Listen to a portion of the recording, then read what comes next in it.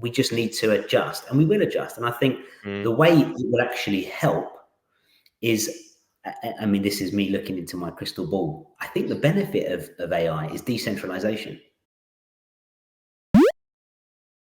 One critical part of the construction process that is detriment to the success of any project is the tendering process.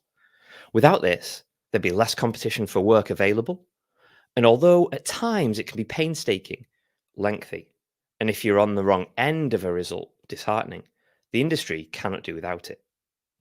And whether you're at a PQQ stage, completed the PAS 91, or have templated tendering documents ready to rock and roll, there is still a heck of a lot of work to be put into the process. It's a skill, an art form almost. There is no doubt that technology plays its part and will possibly play a much bigger part in the future, as we see more tech removing or making light of the more repetitive and administrative tasks within construction. But when each and every construction project differs slightly, so will the tendering requirements, or at least the specifics within those tender docs. As you might have guessed by now, I am no expert at this, so it's time to chat to one. Demetrios Yianni, Director of Project QS Limited, a chartered quantity surveying and project management practice. Demi is a chartered quantity surveyor with over a decade of experience in providing cost consultancy and project management to private and public sector clients and contractors.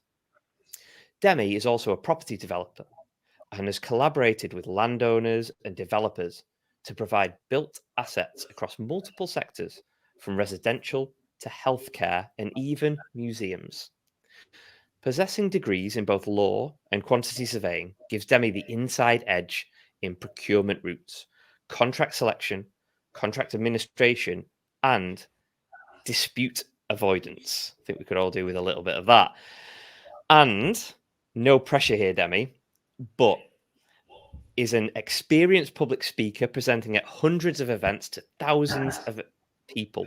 So we're expecting a polished performance on today's podcast. Demi, welcome. And is there anything I've missed off that intro? Oh gosh, I think you said a little bit too much actually. Yeah, gosh, I'm under pressure now. No, thank you for the introduction, Peter. Happy to be here with you.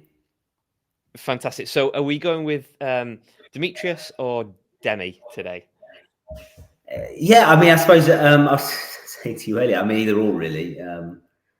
My gag is it's Demi by day and Demetrios by night. So however you want to address me, I've been called a lot worse anyway. So always have to. Fantastic. Well, I'll have to come to one of your public speaking events and see Demetrios perform. So we'll go with Demi for today, I think. Okay, so let's dive into this. And there's kind of one thing that I want to cover straight off the bat, and that is, I think some people take, tendering and navigating the tender process a bit for granted, like it's just step by step and it's quite easy, but it's clearly a skill to writing, tendering, and doing QS, and we'll come on to actual pricing later. But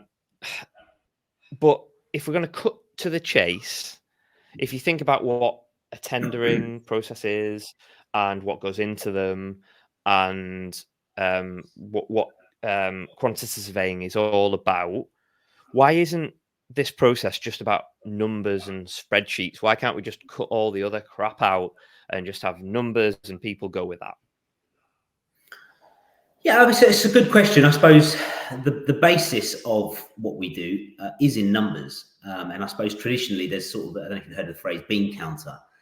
Sometimes we'll be there with an architect, and what do you do? I'm a QS. Oh, you're a bean counter. That's sort of the remark that's made. And I understand where it's come from. I suppose in certain, if you're kind of specifically estimating with a bricklaying company, for example, perhaps you are counting bricks. So there's, I understand where it comes from. But the reality of being a quantity surveyor, and I guess in particular a professional quantity surveyor that would sort of advise client side in particular, is actually the ability to speak many languages. And what I mean by that is you need to be able to speak to an architect about design. You need to be able to speak to an engineer about engineering, a lawyer about contracts, an accountant about numbers, insurance brokers about insurance, etc., etc. So you need to have that understanding of a bit of everything. And actually, you need to, because believe it or not, construction is a bit dysfunctional at times, and these people don't often communicate very well with one another. Try and get a lawyer and an architect in a room together. I mean, it's all hell breaks loose. So that QS can often be a bit of that glue that can try to knead and knit everything together effectively. So you need to have that breadth of understanding. Where an architect has incredible, and an engineer, for example, have incredible depth of knowledge in their expertise, a lot of what QSing is having a wide breadth of experience and understanding about what a lot of different people do. And a lot of those kind of conversations, when the room goes quiet, in a meeting, and it's a question that nobody knows the answer to, everyone kind of head turns to the QS or the PM, because he must kind of know something about this, right? So that's kind of a lot of it. Is the ability to speak many languages, I think, is important, and that takes time. I don't think that's something that you can learn just overnight. You can't read a book on that. I think one of the things I always encourage like grads and apprentices to do is, you're going to hear so many terms in a meeting. Create a glossary for yourself and write them all down. Then afterwards you can go and research what it is that acronym meant. What does that jargon mean? And with time, you'll be able to build up the lexicon that allows you to actually speak to everyone, in the right language, so to speak. So I think that's one thing. That's probably an unknown skill that needs to be required. But I guess the other one as well is that what QSs don't do is keep a ledger, right? It's not just keeping a ledger of costs.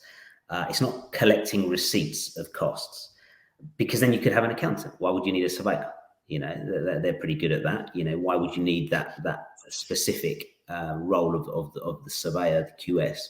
And I think that the real determining and distinguishing factor is actually the ability to forecast. So a QS needs to build for himself a bit of a crystal ball, really, that he gets to look into from time to time, that allows him to forecast the future. Again, that's not necessarily a science. It's an art. It's an art form. It's not necessarily a science in that regard, and it's based on data, for sure. But it's the ability to take the information you have and actually make it useful for your client. So an example might be, I suppose, two particular documents which QSs are known for producing, one being the cost plan and the other being the cost report. So a cost plan is pre-construction, before you're on site, the cost report being after, and the cost plan effectively sets out it could be a budget or an estimate of the cost at the end of the project. So from right at the beginning, you're having to forecast the end when you're just at the start. And so that takes a lot of kind of risk calculation, contingency calculation, seeing what's not on the drawings, knowing from experience, right, this is going to need to have, the lights are not drawn on the drawing yet. I know lights are going to go in, so I need to factor in a cost for the lights, even though they're not on the drawing. These kind of things. So then there's the forecasting at that point. And then when you're on site, you have the cost report where you're collecting the changes that have happened along the way, and having to sort of provide an anticipated final cost of the project whilst the project is live. And so what this means is, if you were building a house, for example, Peter, you would say, right, I'm building this house. I want to change the flooring. I want to put underfloor heating. I want to add a few lights. I want to do X, Y, Z. Demi, do we have enough money to do the garden? Now, I need to be able to take the original cost that we started with, all the costs that we know about, all the costs that we don't yet know about, but there's something possibly out there that we've discussed. And then you're asking me a question, can you afford to do the garden as well, for example? And then I'd need to be in a position to say to you, yes, Peter, you can do the garden, but you can only do it for 20 grand. You've only got 20 grand to do it. So in that way, it's actually a decision-making tool. It's not just a ledger, it's a decision-making tool. And that's the idea. You've got to take that information and distill the lessons from it and the information that actually becomes useful to the client. And that's really where the skill of the QS comes in. Nice. So you've got degrees in law and quantity surveying. Do you find that helps? And there's a balance here, because what you said there is it's a skill and an art form. So clearly there's things that you won't learn and understand through doing degrees. But do you see that having both of those in your back pocket is a benefit when you're talking to multiple different stakeholders? Yes, I would say it definitely does benefit me when talking about specific topics, things like the contracts. Obviously, law is very much built into understanding and kind of drafting of the contracts. So that background does allow me to have that sort of foothold. I'm kind of particular strength, you might say, in that area.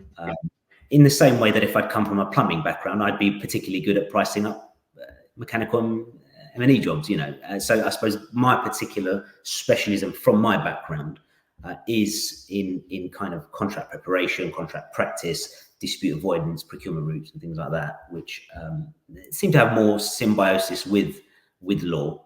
But I think that's the thing about QC, is that you don't have to come from a law background. You can kind of come from a variety of backgrounds. Some people come from architectural backgrounds, some come from structural engineering, some are on the tools, so I think because it's such a varied profession, it's quite it's got a lot of opportunity for a lot of different people to actually give their interpretation of it, or kind of put their efforts and what they're good at into the role. And so I've got QS colleagues from all manner of different backgrounds, which makes for interesting discussion. It makes for interesting skill sets and interesting kind of company work environments as well. Yeah, having that variety, massively important in any sector or industry. Okay, so there was a report in 22 by Gleeds, and it was focused on getting contractor feedback, and it identified the importance of a tender list selection, getting the right number of contractors to approach or get them to tender. And the reason they gave for this specific number, or getting the right amount of people to tender, was that any unusual activity, unexpected competition, subcontractors pricing for full projects, or larger contractors competing for smaller than usual projects, can be hugely disruptive to just that one part of the process. So that highlights the fact that there are multiple factors in play within tendering. In your opinion, how has the process changed since you've started doing this kind of work? I suppose one of the biggest and most obvious changes in the last several years is the rising costs of materials, and in some cases labour as well, and that has had an impact on the procurement routes that are favoured. The market tends to tell you what the market likes, and that changes with time. So traditionally, the design and build form of contract and procurement is the most widely used in construction. It typically accounts for about 2/3 of projects. But what some reports have said that we're seeing at the minute is a drop from around 2/3 to around half of projects. So it's still the most favoured, but there seems to be a movement away from it in the last recent years. And actually what you're seeing is an increase in traditional procurement. So I don't know if any of these terms are unfamiliar to your audience, Peter. No, I think yeah, if you could, I think we've done all right so far. Okay. But yeah, if you could, it's always good to have that explanation, just so we're not scratching around or basically Googling it while you're listening. No, absolutely. So I suppose that there are more than two forms of contract, but very broadly speaking, the kind of the two most popular are design and build and traditional procurement. And so traditional is basically an architect, an engineer, design team produces a set of drawings on behalf of the client, and the risk and responsibility for design sits with the client.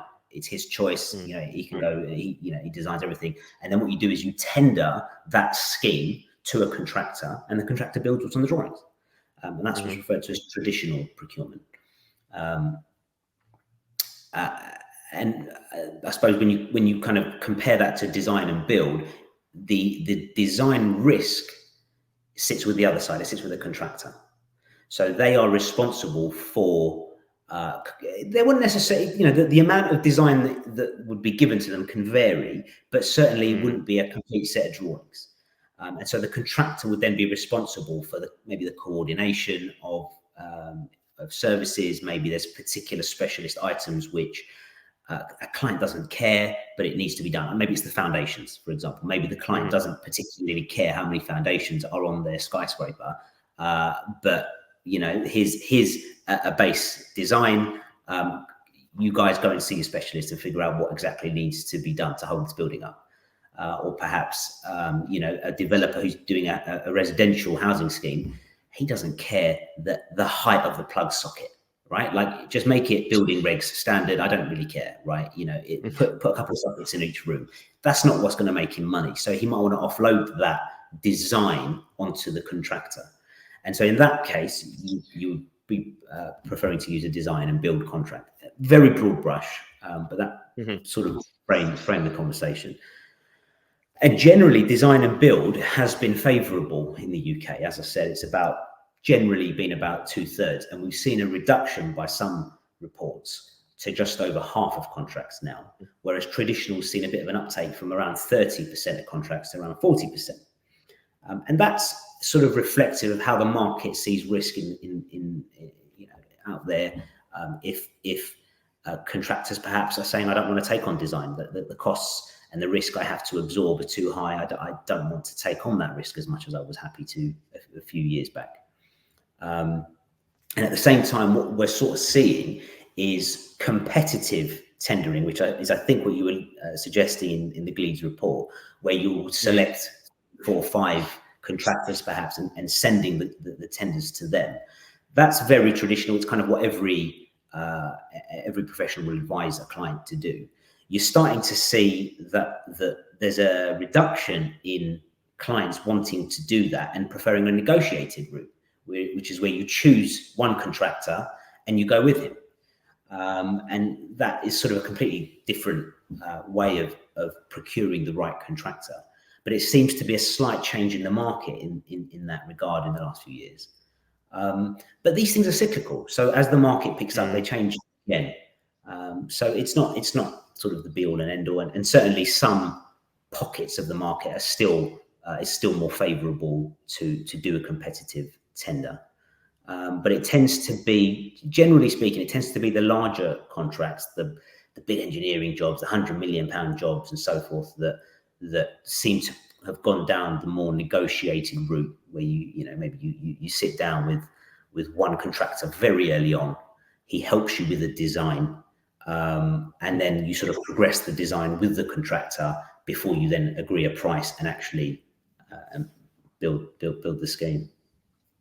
And I suppose from that perspective, then, it's timing is massively important for when you're aware that your services or other services might be needed. I'm guessing there's a slightly different process to both in terms of when a contractor comes on board and when other stakeholders are needed in both those processes.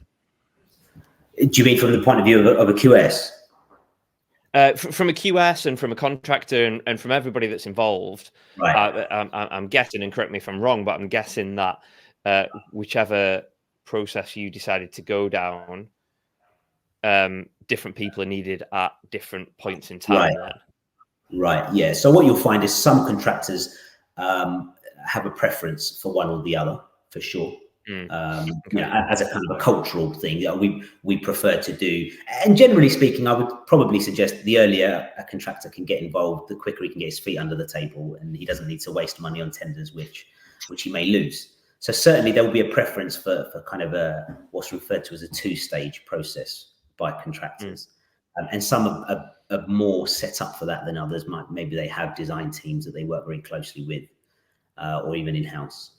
I think from the point of view of the professional team, I think the professional team will be aware of either or situation and everything in between. So should be quick to mobilize and pivot in whichever direction the market can take them. You might see sort of other procurement routes which are less common, things like construction management, which some consultancies may be better equipped to manage than others, but generally any chartered surveyor should be able to tender in either direction, really. Okay.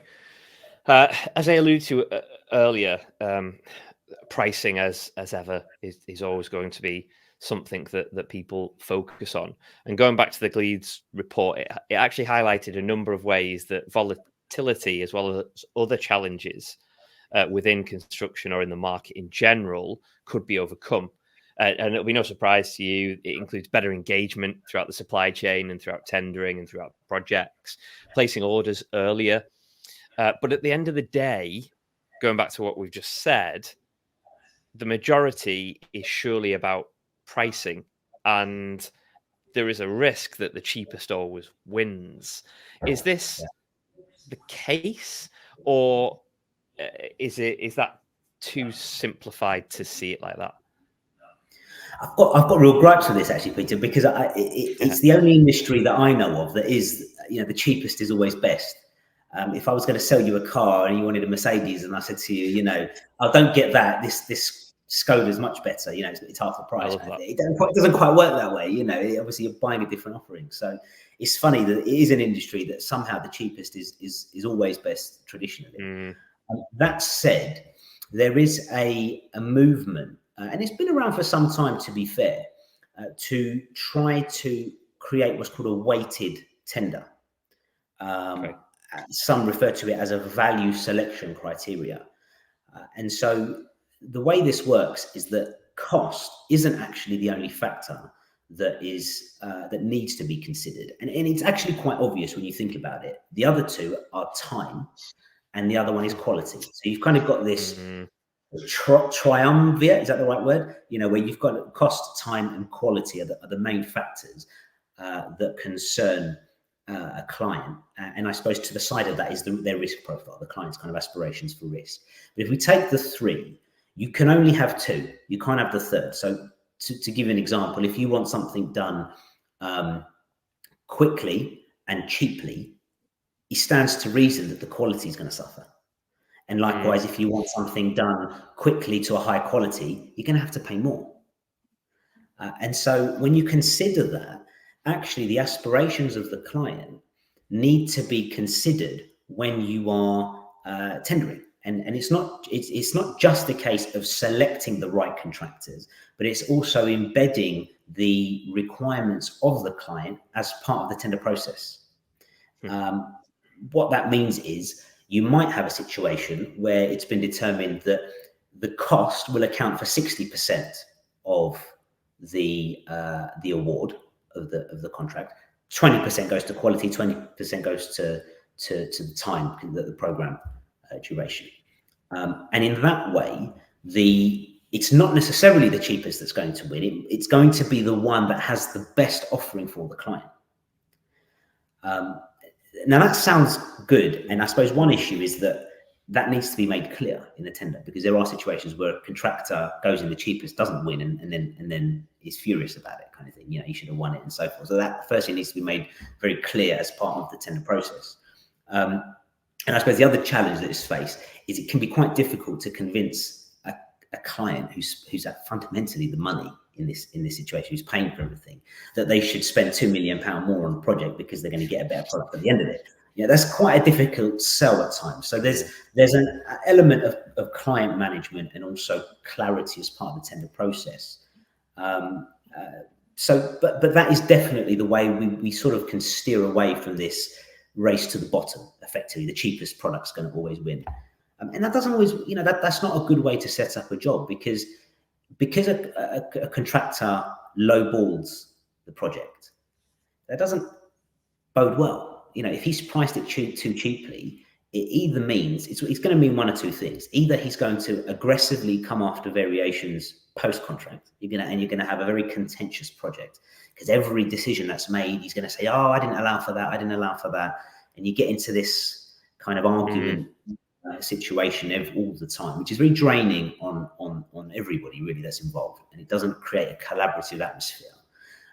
All the other project is he's lowballed the project, which means he needs to get another project to fund the loss, right? And so you've got a house of cards situation, and that's not always easy to determine just by looking at somebody's books, actually.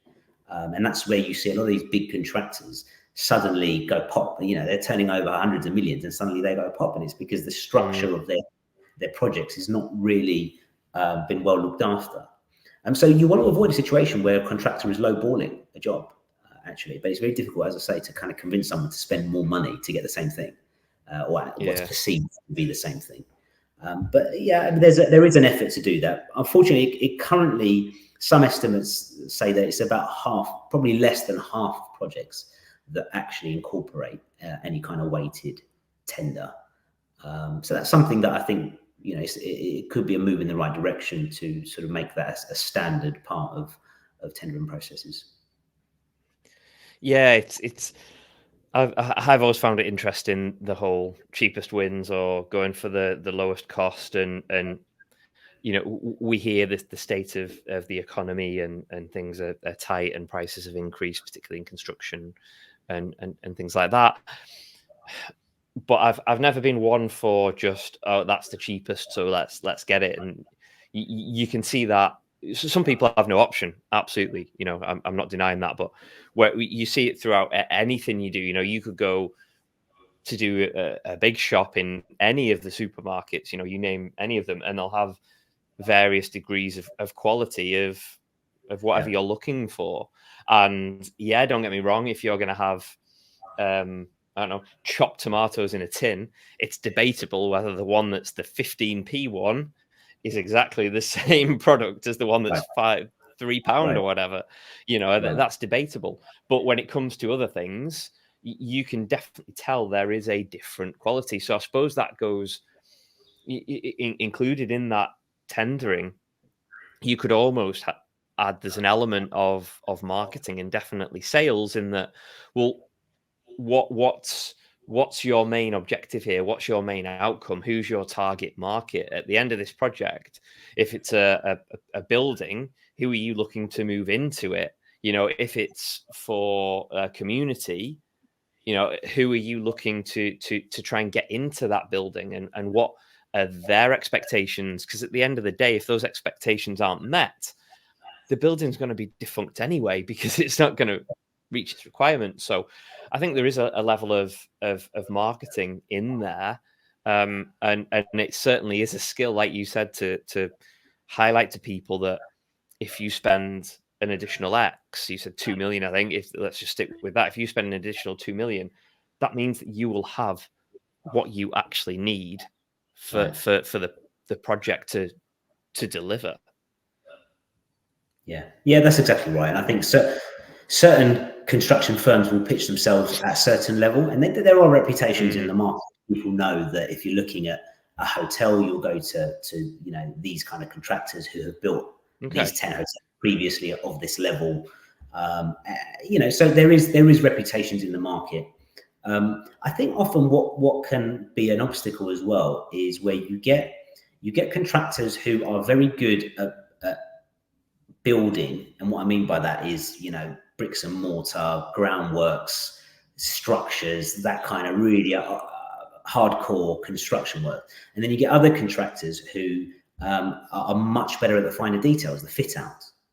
And actually, sometimes what construction firms don't want to do is say, we only offer this or we only offer that, and they'll say we offer both. And that's sometimes where you need a discerning professional to say, do we want to actually break this project up into phases, into sections where you've got different contractors that are actually undertaking different parts of the project. You know, we can get someone to put the frame in who is a boots and braces sort of groundwork or construction, and then we get a different team in to do the fit out, who we know they've got a reputation for for doing, you know, for example, I did a lot of work in museums. That takes a particular contractor to be able to create that. You're not going to get one of the big, you know, ground workers to come in and start putting in artwork pieces in you know, climate controlled casing. You know, it's just not the same person doing it. And that's something that's sometimes overlooked, where you don't want to complicate the job. You want to have a simple process, because generally simplicity is best.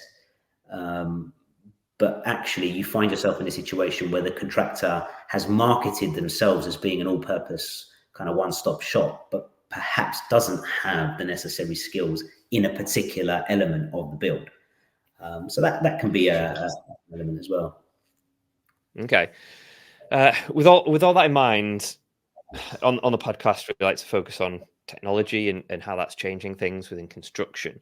Now, I did a little investigating, and with huge caveats here. There are thousands of tenders that are out there right now that you can get involved in, and like you just said, all of them vary from the infrastructure to buildings to houses to and everything in between. You know, there's a tender out there.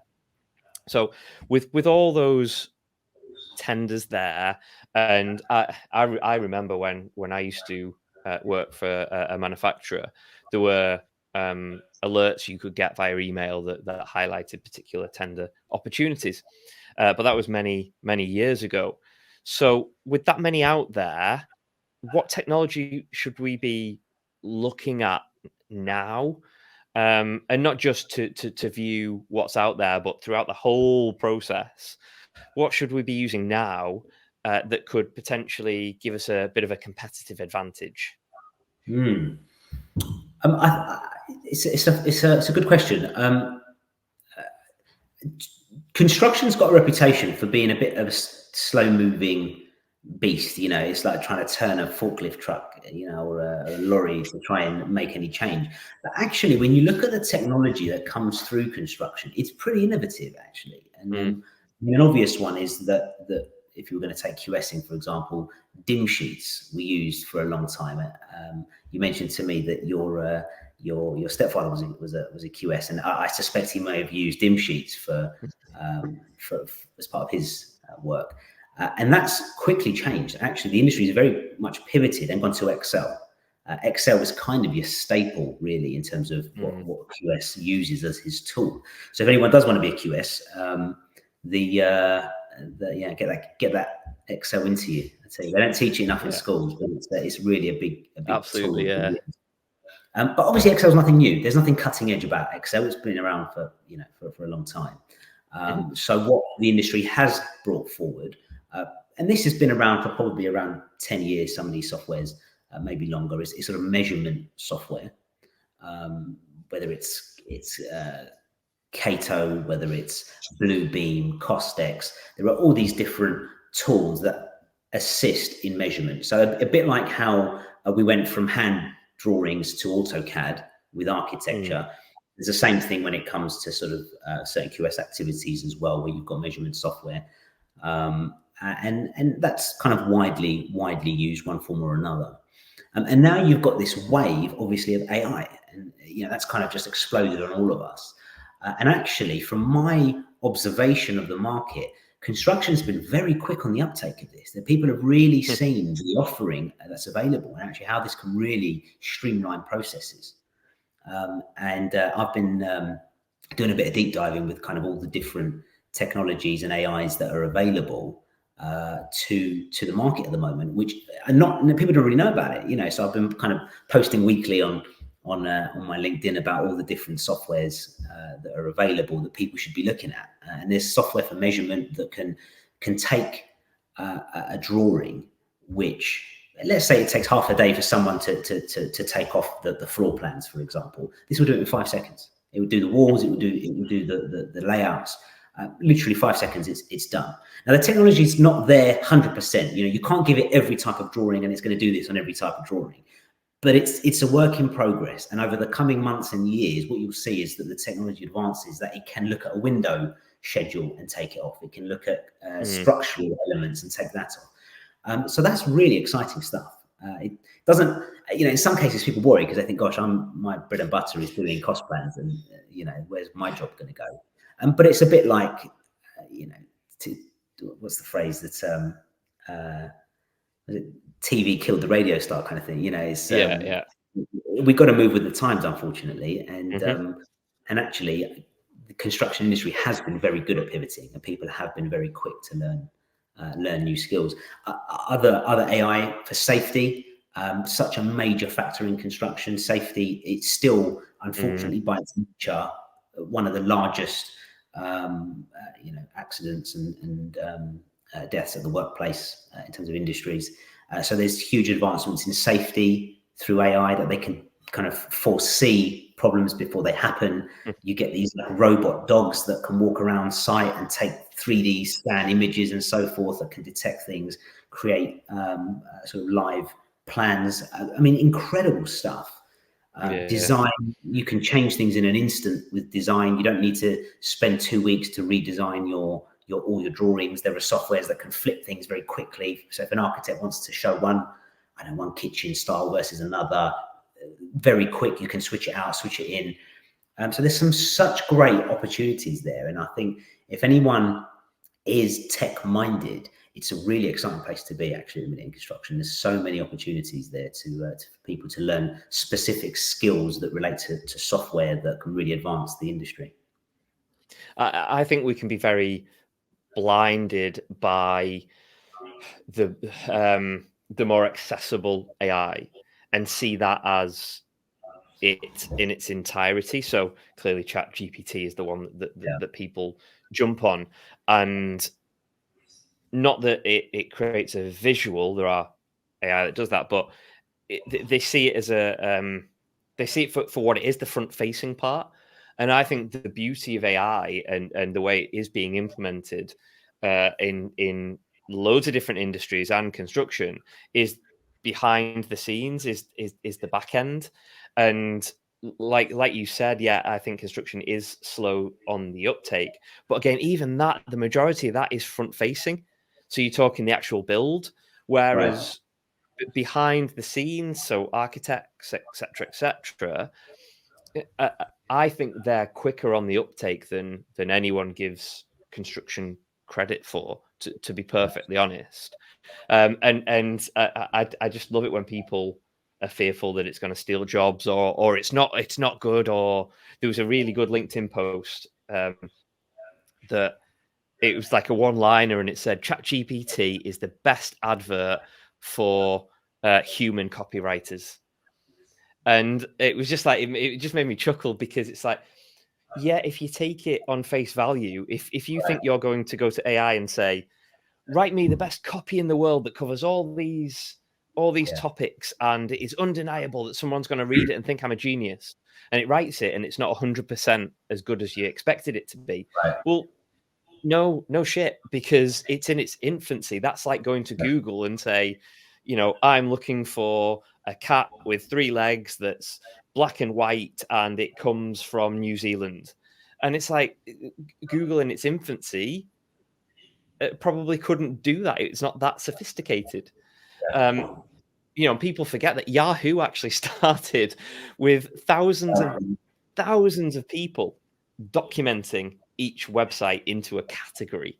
It wasn't done by a machine. And now that in anyone's head sounds absurd, that somebody would do that. Thousands of people just online looking at different sites going, that's sport. That's construction. That's nuts. So anyone that thinks that AI is a fad or it's going away is just ludicrous. It's there to help us. Absolutely. It's not there to steal anyone's job. It's there to help you get better. Yeah, and I think we've got to be mindful of this backslapping that happens sometimes. We want to sort of exactly as you say, it's in its infancy. Just because a human can write a better book right now. I mean, it wasn't that AI won some art competition. They submitted it as part of an art competition, didn't tell anyone it was AI generated, and it won. I mean, it's here, and it's incredible. And I think we just need to pivot our skill set to understand how to best utilize this. And it happens all the time. This is not the first time it's happened. Maybe it's the first time it's happened in our generation, but it happens all the time. We just need to adjust, and we will adjust. And I think the way it will actually help is, I mean, this is me looking into my crystal ball that I mentioned to you earlier. I think the benefit of AI is decentralization.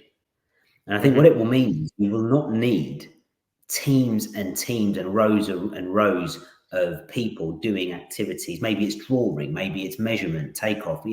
You won't require big offices of people. It will put power into the little guy, and it will mean that it will be far easier to set up on your own. If you're an architect, you can do things that previously you would need an office of architects beneath you to do. You can do it yourself now. That's where we're going to go. So I think it's actually something that's going to empower smaller businesses, and what that will in turn do is drive costs down, because as competition goes up, costs go down. And I think that's generally a good thing for consumers everywhere. And I don't think that's exclusive to construction. I think that's everywhere. So it's something we need to embrace. I don't think, I think people get scared. I think often the issue is if my job is under threat, my reaction is to attack whatever's threatening it. And kind of undermine it in a sense, but don't be the next blockbuster. That's Exactly. I read that last night. I was looking at different case studies, and I read that the blockbuster Netflix conundrum. And they could have bought them. They were offered for something completely stupid price, and it's like, no, it's never going to take off. Lo and behold. Okay. So unfortunately, we're going to end on not such an exciting topic. Well, it could be to you and I, but maybe not to listeners. So let's go out with a bang. I just want to go back to the Gleeds report. Okay. Yeah. And most of the respondents, they actually agreed that flexibility to consider alternate materials would be beneficial for a tendering process. But where I'm sat, it looks like legislation disagrees with this for various reasons that have happened in the recent past. So where do you sit with this? How have initiatives, laws, and legislation such as Building Safety Act, more transparent product information, impacted tendering? Good question. As you rightly say, you've had certain laws that have been passed in recent years. Building Safety Act you mentioned there, and actually probably what hasn't happened is a sort of a wholesale adoption and integration of things like this. And I suppose the reason for that is because the staple contract form in construction is the JCT. And you have the NEC, you have the FIDIC, you have GC Works, you have AIA. I mean, there are plenty of other contract forms. But the number one, at least in this country, is still the JCT. And the JCT was last updated in 2016. So since then, we've had Grenfell, we've had the Building Safety Act, we've had Corporate Insolvency and Governance Act, all that actually have an impact on construction. Which are not picked up in the 2016 suite of the JCT. But what is happening is next year, the JCT are releasing the 2024 suite. They're updating the suite to include these things, actually. And so that's some of the headline items which are being introduced. I'm just going to move to the left because the light has ended up blinding me. What has happened is what's going to happen is that a new form of contract is going to be introduced. So that's the target cost contract that apparently they're introducing. They're modernising the language of the JCT, apparently to include, to be gender neutral. There are certain amendments based on recent case law as well, not just statute, but also case law that has come out. So that relates to the way liquidated damages are able to be applied. Effectively, a damage that's written into the contract, a predetermined loss that can be applied by the client if the contractor is late. The term, case law has affected that, so that's going to be incorporated into it. Epidemics is another one. Obviously, we know a lot about that. So that's been written into it to take into account extensions of time to the programme, additional monies that may be payable based on epidemics. So that's expected to be introduced. And as you said about the Building Safety Act, that has quite a fundamental change to how safety is approached on construction sites. That's being written into it as well, is my understanding. So that's exciting, actually. And it means that if you are in the industry, there's a few more hours of CPD that you're going to need to incorporate. When that comes out, there'll be people scrambling around to understand what they need to update their knowledge on. The JCT always have a bit of throw a few curveballs in there that upset a few people. So there'll be a lot of CPD that will be happening, I suspect. But I think that's important, and I think it shows that construction has changed in the last 8 years or so. That things have impacted it, and that the industry is moving to accommodate that. And I suppose there's that nice linkage between what we were talking about previously and what we're finishing on here, in that you've got new technology coming through that could really help people and really help implant these new laws and regulations to make the whole industry safer and more regulated in a way, but for the benefit of everybody involved. So there's a nice linkage there between that tech and safety. Absolutely. And product information and transparency. Absolutely. Yeah. There's a lot of focus on safety in construction, actually, because like I said, unfortunately, by its nature, it's a risky industry to be in, but that's not a good excuse. At the end of the day, the effort of the industry is to reduce casualties and injuries to zero. That's got to be the endeavour of every profession, really. And just because of some professions pose more challenges than others doesn't mean that that's an excuse. And so there's already been a big push in that regard. And AI certainly is only going to help in that instance. There is a lot that can be done to preempt situations that could be risky. That AI is helping with, to actually predict where injuries can occur, how things are stored in a safe manner, loads of things. I mean, honestly, it's actually quite exciting. And safety doesn't sound like an exciting thing to be involved in, I guess, but it is if you're in construction. Yeah, and when you put tech in that, it's even more exciting. Demi, thank you so much for your time. It's been a real eye opener for me, and 100% for the listeners listening about tendering and QS and projects and all the exciting things that are coming up, and it isn't just although after this, I'm pretty sure you'll go away and count some beans. It isn't just all about counting those beans. I'm having to count my beans at home, unfortunately. We need to make sure that the budgets are being maximised. Well, Demi, thank you so much for your time. It's been a pleasure. No, thanks so much for having me.